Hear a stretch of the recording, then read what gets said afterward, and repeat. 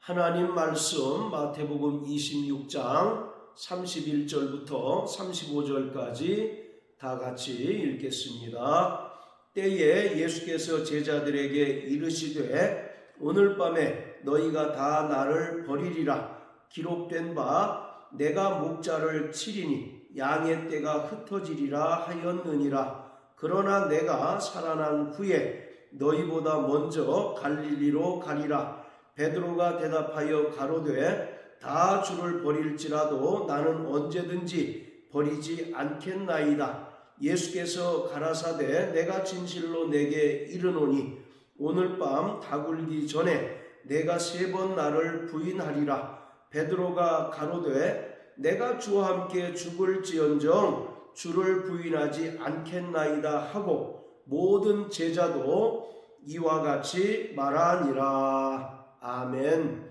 본문은 베드로가 예수님을 3번씩이나 부인하게 될 것을 예수님께서 예고하시는 내용입니다. 예수님께서 제자들과 함께 유월절 만찬을 하는 도중에 예수님께서는 가룟 유다가 은 30세겔을 받고 대제사장들에게 예수님을 팔아 넘길 것을 말씀하셨습니다. 그리고 유월절 만찬을 마치신 후에 예수님께서는 제자들을 향하여 충격적인 선언을 하셨습니다. 31절을 보면 오늘 밤에 너희가 다 나를 버릴 것이라고 말씀하셨습니다. 그러자 33절에서 베드로는 다른 제자들이 다 주님을 버릴지라도 나는 언제든지 주님을 버리지 않겠습니다 라고 예수님께 다짐을 합니다. 그러자 34절에서 예수님께서는 오늘 밤 다굴기 전에 베드로 네가 나를 3번 부인할 것이다 라고 재차 말씀을 하십니다. 그러자 35절에서 베드로는 더욱더 결연한 의지로 내가 주와 함께 죽을지언정 주를 부인하지 않겠습니다 라고 말씀합니다. 그리고 다른 제자들도 결코 주님을 부인하지 않겠습니다 라고 예수님께 대답합니다. 그런데 이러한 베드로와 제자들의 결연한 다짐이 무색할 정도로 얼마 지나지 않아서 베드로는 예수님께서 말씀하신 것처럼 무려 3번씩이나 예수님을 부인을 합니다. 자, 26장 69절부터 75절까지 바로 베드로가 예수님을 3번 부인하는 장면을 상세하게 기록하고 있습니다.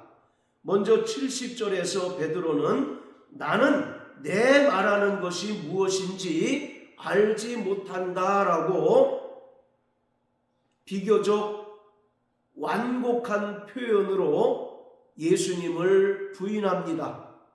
자, 그리고 두 번째로 72절에서 베드로는 맹세하고 또 부인하여 가로되 내가 그 사람을 알지 못한다라고 보다 더 강경한 어조로 예수님을 부인합니다.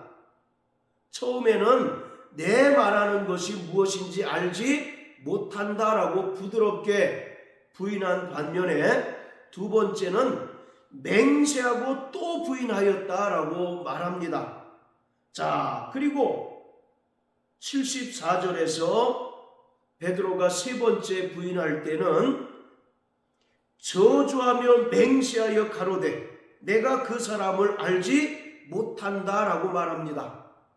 두 번째는 맹세하고 또 부인하였다라고 기록하였고 74절에서 3번째 부인할 때는 저주하며 맹세하여 가로되라고 말합니다. 이처럼 베드로가 예수님을 부인하는 그 태도가 점점 강경해지는 것을 볼 수 있습니다. 예수님께서 네가 나를 부인할 것이다 라고 말씀하셨을 때 내가 주와 함께 죽을지언정 결코 주님을 부인하지 않을 것입니다 라고 결연한 의지로 예수님께 말하였던 베드로의 모습은 온데간데 없고, 이제 예수님께서 재판을 받으실 때 베드로는 점점 더 강하게 예수님을 부인하였습니다. 그러면서 75절에 예수님의 말씀에 다 굴기 전에 내가 3번 나를 부인하리라 하심이 생각나서 밖에 나가서 심히 통곡했다라고 기록하고 있습니다. 예수님의 12명의 제자 가운데 가룟 유다는 은 30을 받고 예수님을 대제사장들에게 팔아 넘겼고, 또 12명의 제자 가운데 예수님께서 가장 사랑하셨고 또 수제자 격인 베드로가 무려 3번씩이나 예수님을 저주하며 맹세하여 부인한 것을 볼 수 있습니다. 인간적인 측면에서는 가장 가깝고 또 사랑하는 제자들이 예수님을 팔아넘기고 또 부인하는 것이 예수님에게는 크나큰 슬픔이며 괴로움이었겠지만, 이건 역시도 구약 예언의 성취인 것을 우리가 알 수 있습니다. 이처럼 예수님께서는 철저히 이 땅에 오셔서 마리아의 몸에서 탄생하실 때부터 공생의 사역을 감당하실 때, 그리고 제자들에게 팔아 넘기움을 당하시고 또 부인당하시고 결국 십자가에 달려 죽으시기까지 일련의 모든 과정이 철저히 구약 예언의 성취라는 것입니다. 31절에 보면 예수님께서는 기록된 바 내가 목자를 치리니 양의 떼가 흩어지리라고 말씀하셨는데, 이것은 구약 스가랴 선지자의 예언이 그대로 성취된 것입니다. 자, 구약 성경 스가랴서 13장 7절입니다. 만군의 여호와가 말하노라. 타라 깨어서 내 목자 내 짝된 자를 치라. 목자를 치면 양이 흩어지려니와 작은 자들 위에는 내가 내 손을 들이우리라.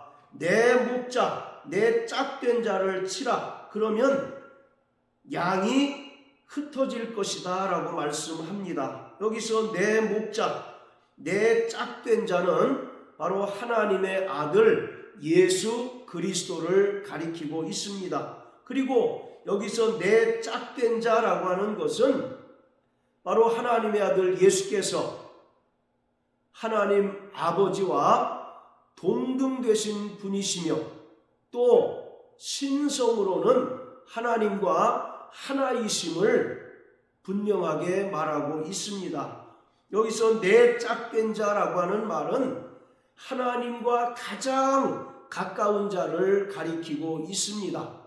요한복음 5장 18절에서 예수님께서는 자신과 하나님이 동등되신 분이시다라고 말씀합니다. 그리고 요한복음 10장 30절에서는 나와 아버지가 하나이시다라고 말씀합니다. 그리고 빌립보서 2장 6절을 보면 하나님의 아들 예수는 근본 하나님의 본체로서 하나님 아버지와 동등되신 분이시다라고 말씀합니다. 이처럼 내 짝된 자라고 하는 말은 하나님과 가장 가까운 자라는 의미로서 하나님의 아들 예수를 가리키는 표현이고, 하나님의 아들 예수님은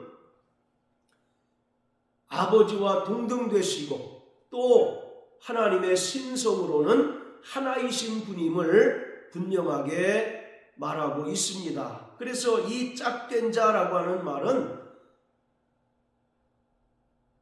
하나님께서 삼위일체이심을 나타내는 대단히 중요한 표현입니다. 자, 이처럼 예수님께서 제자들이 자신을 부인하고 떠나게 될 것을 스가랴 선지자의 예언을 인용하셔서 제자들에게 말씀하셨습니다. 자, 그리고 32절에 보면 그러나 내가 살아난 후에 너희보다 먼저 갈릴리로 가리라고 말씀하십니다. 예수님께서는 십자가에 달려 죽으실 것을 말씀하셨을 뿐만 아니라 32절의 말씀을 통하여 그가 죽은 자 가운데서 다시 부활하실 것을 말씀하셨습니다. 그리고 부활하신 후에 제자들보다 먼저 갈릴리로 가셔서 그곳에서 제자들을 만나실 것을 말씀하셨습니다. 자, 요한복음 21장입니다. 자, 요한복음 21장.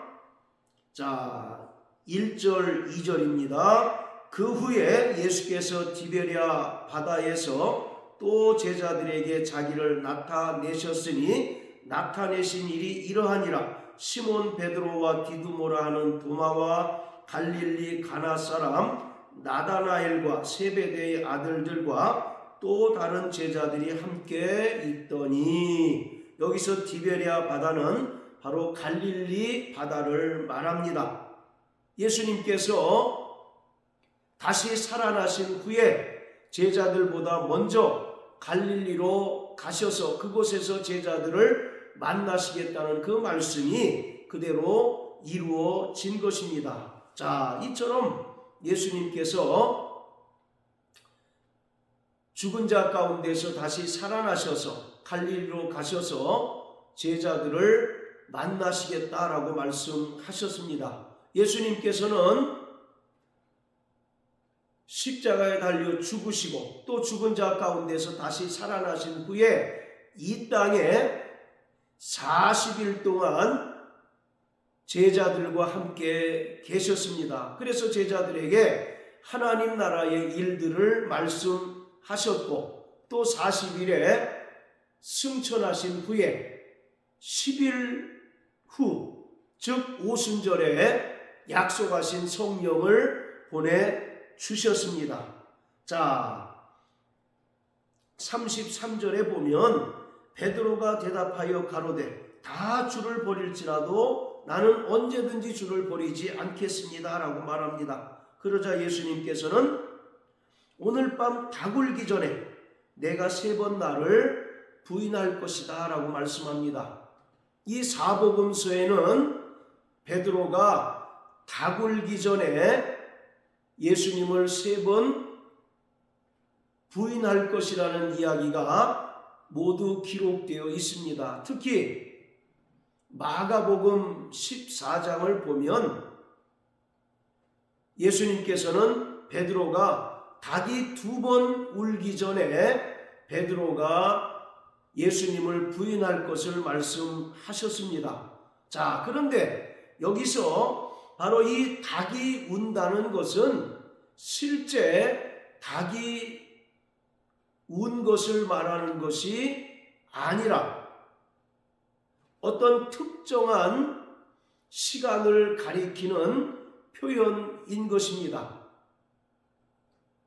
예수님 당시에 오후 6시부터 새벽 6시까지 이 12시간을 4등분으로 나눴습니다. 그래서 1경, 2경, 3경, 4경이라고 시간을 표현했습니다. 1경은 6시부터 저녁 9시까지, 그리고 이경은 저녁 9시부터 12시 자정까지이고, 바로 삼경은 자정부터 새벽 3시까지, 그리고 사경은 3시부터 오전 6시까지입니다. 자, 그런데 그 중에서 바로 닭 울기 전에라고 하는 이 닭이 운다라고 하는 표현은 제3경을 가리킵니다.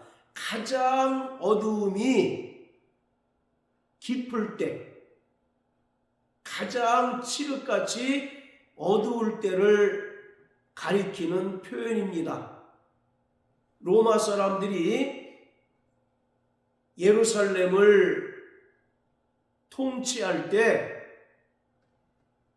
삼경이 시작할 때 나팔을 불고, 그리고 삼경이 끝날 때 다시 나팔을 붑니다. 이 나팔 소리를 라틴어로 갈라키니움이라고 말하는데, 이것이 닭울음이라는 의미입니다. 그래서 실제로 닭이 울었다는 것이 아니라 바로 가장 칠흑과 같이 어두운 시간이었던 제3경의 때를 가리키는 말입니다.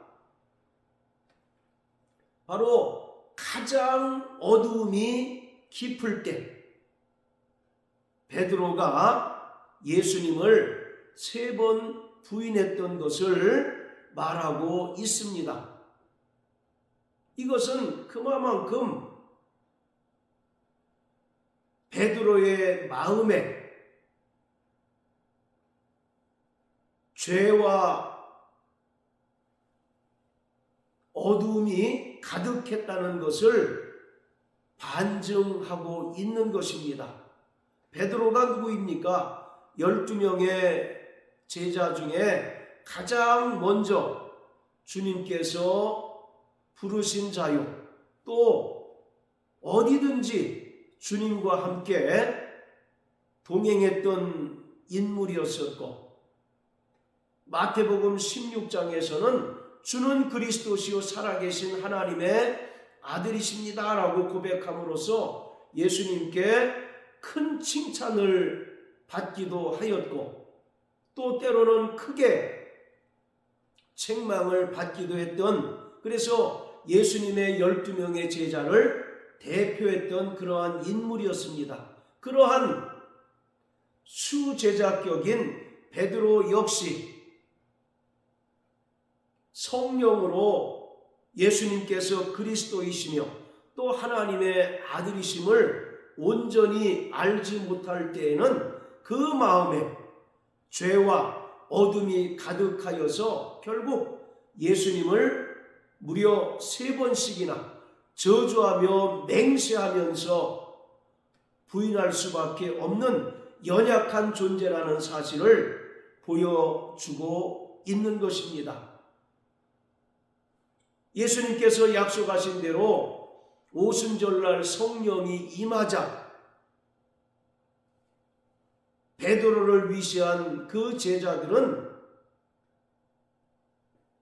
예수님을 부인하고 또 예수님을 버리고 도망했던 그 나약한 모습은 더 이상 찾아볼래야 찾아볼 수 없었습니다. 그들은 복음을 위하여 또 예수 그리스도의 이름을 위하여 자신의 목숨을 초계와 같이 버렸고, 특히 베드로는 로마 네로 황제에 의해서 로마에서 십자가에 거꾸로 매달려 순교를 당했다고 전해지고 있습니다.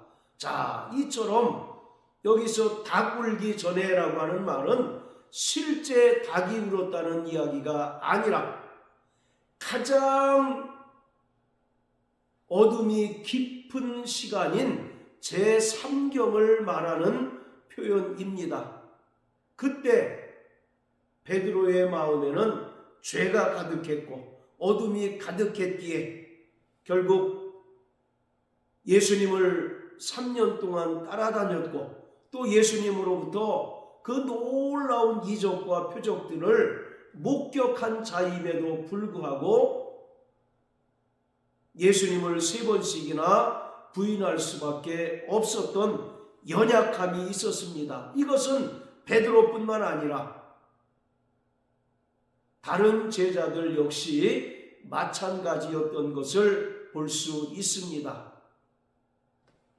예수님께서 32절에서 말씀한 것처럼 부활하신 후에 제자들에게 나타나셔서 베드로에게 3번씩 묻습니다.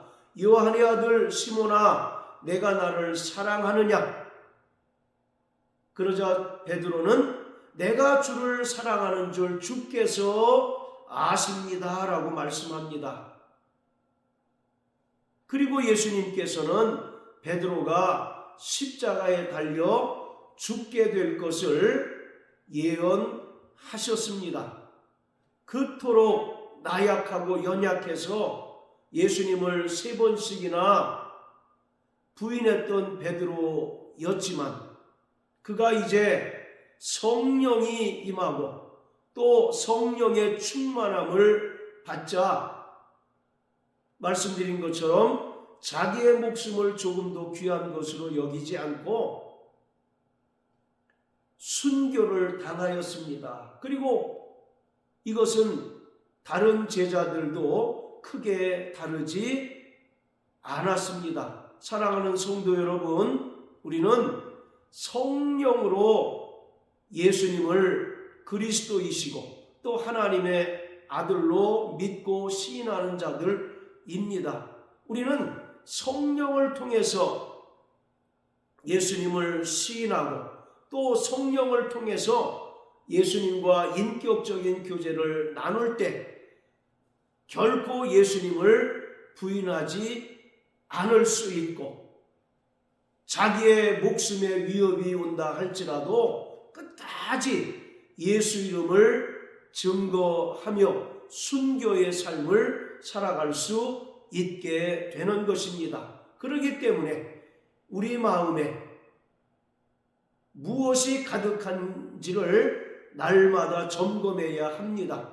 다 굴기 전에 가장 칠흑과 같이 어두운 시간에 바로 베드로의 심령이 바로 그와 같았다는 것입니다. 그래서 그는 결국 예수님을 부인할 수밖에 없었습니다. 그러나 주님 약속하신 대로 성령이 임하고 성령으로 충만할 때 그는 담대히 예수님의 이름을 위하여 목숨을 버리는 순교의 삶을 살게 되었습니다. 그러므로 일평생 성령 충만하고 성령의 인도함을 받게 되는 저와 여러분들 되시길 주님의 이름으로 축복합니다. 가룟 유다도 그 마음에 사단이 예수를 팔 생각을 집어넣었다라고 말씀하고 있습니다. 비록 제자라 할지라도 그 마음에 사단이 가득하고 죄가 가득하고 어둠이 가득할 때는 예수님을 팔아넘길 수밖에 없고 또 자기의 직분을 버리고 다시 세상으로 돌아갈 수밖에 없고 또 베드로와 같이 예수님을 부인할 수 있습니다. 그러나 성령으로 충만할 때 우리는 결코 예수님을 부인하지 아니하고 오히려 죽도록 충성하여 생명의 면류관을 얻는 순교의 삶을 살아갈 수 있습니다. 이러한 삶을 살아내는 저와 여러분들 되시길 예수님 이름으로 축복합니다. 할렐루야.